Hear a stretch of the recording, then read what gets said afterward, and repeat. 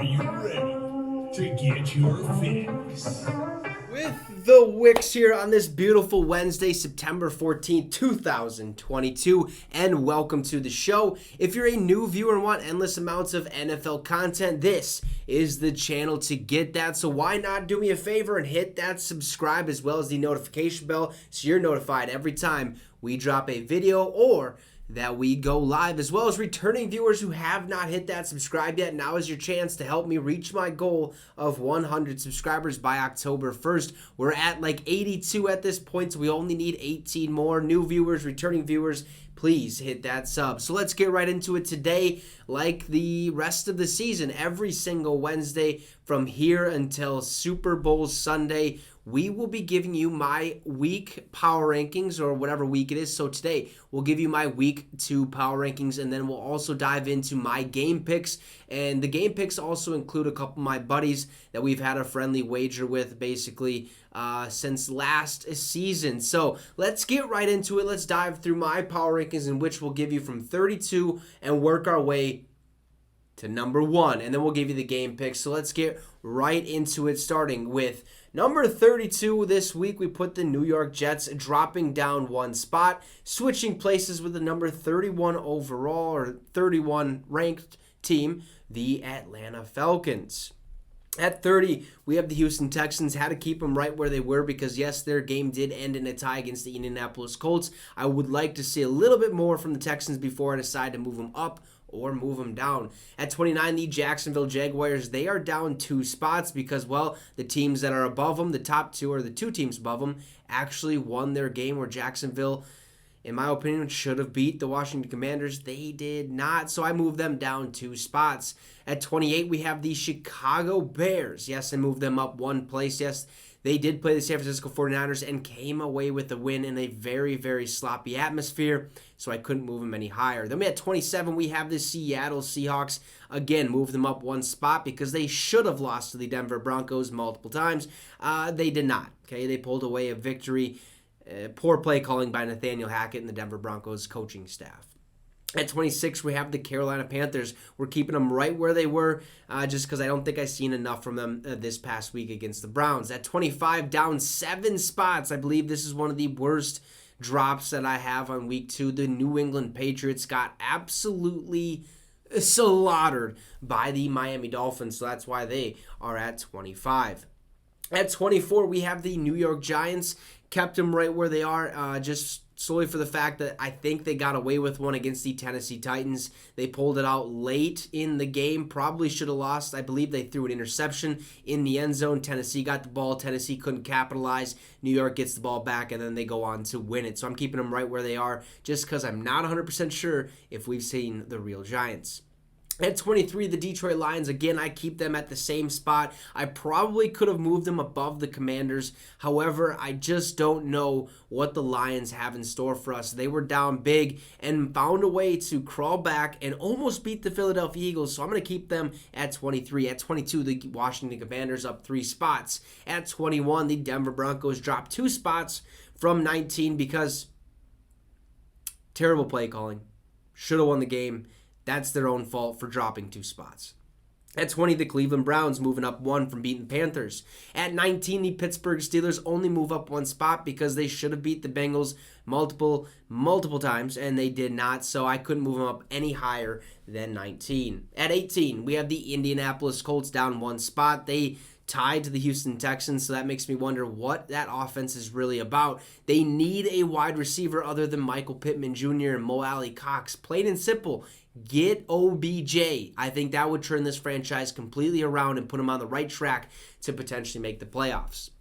At 17, the Dallas Cowboys down 5 spots after being the only team in the National Football League to not score a touchdown in Week 1. Awful performance. Dak Prescott out multiple weeks. Ezekiel Elliott didn't do anything on the ground, so they're at 17. At 16, we have the Philadelphia Eagles down 1 spot. At 15, the Las Vegas Raiders. And at 14, the biggest jump of week 2, the Miami Dolphins, after well, like we just mentioned, the New England Patriots, giving the Patriots an absolute beat down, okay? The Miami Dolphins looked really, really good. They're up at 14, 8 spots up. At 13, we have the New Orleans Saints down 2 spots just because, well, yes, they won. They beat the Atlanta Falcons, but barely, who I have at 31 in my power rankings. Not good look for the Saints. They need to figure some things out. I believe they'll get it done, but they're at 13.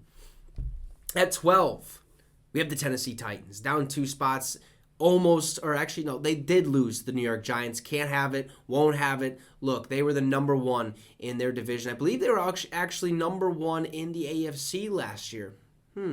Quite a coinkydink, all right? Can't lose to the Giants. They're down 2 spots at 12.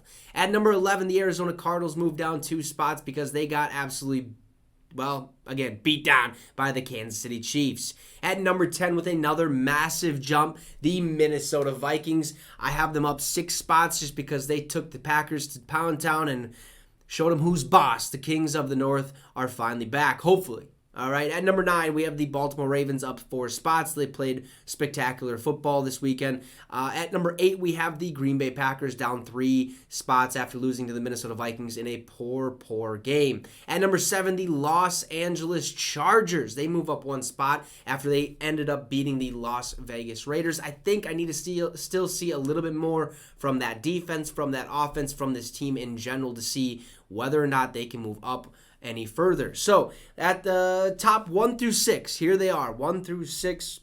At 6, the Cincinnati Bengals, they're staying right where they are.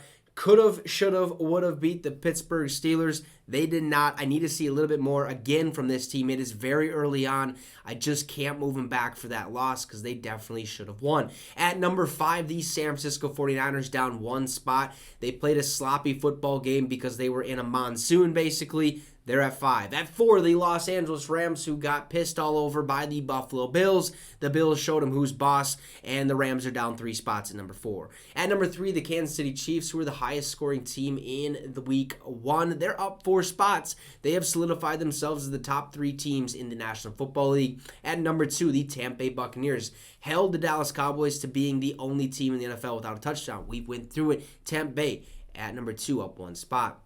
And last but not least, I think this was very easy to make this decision.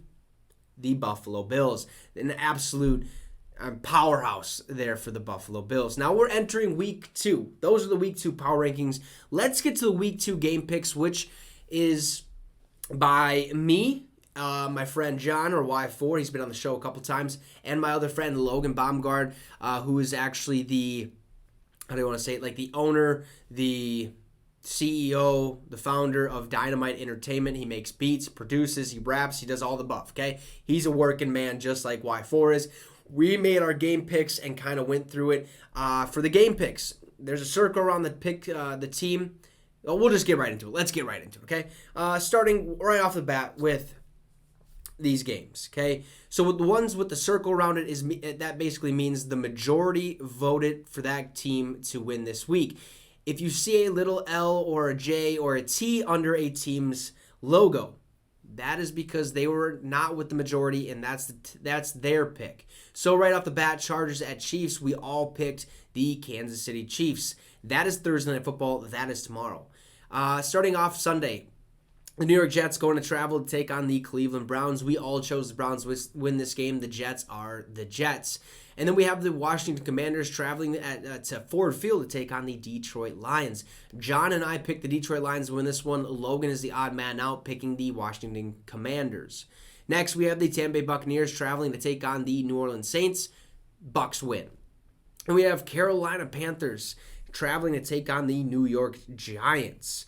Logan and I picked the Carolina Panthers to win this game. However, John sees otherwise and thinks otherwise, while he has the New York Giants winning that one. And then we have the Patriots going to take on the Pittsburgh Steelers. Yes, Pittsburgh Steelers. Me and John had the Steelers winning this game. New England looked god-awful, but Logan chose them to beat the Steelers this week. Next, the Colts going to take on the Jacksonville Jaguars. Remember what happened last season, the last game of the year? The Colts needed to win it to make the playoffs. They did not down in Duval City. However, I see a change of events here. John and I have the Indianapolis Colts winning, while Logan is the odd man out, having the Jacksonville Jaguars taking the dub. Then we have the Miami Dolphins taking on the Baltimore Ravens. It's going to be a good game. It's going to be a very good game. This was actually a very hard pick for me. But myself and Logan chose the Dolphins to win this one. John is the odd man out here, picking the Baltimore Ravens. And the last set of games, we have the Atlanta Falcons taking on the Los Angeles Rams. It's a unanimous decision. We all picked the Rams. Then we look over to the Seattle Seahawks going to take on the San Francisco 49ers. John and Logan are the ones on the same page here. They're picking Seattle. However, I'm taking San Fran. I don't see enough out of Seattle. They looked horrendous.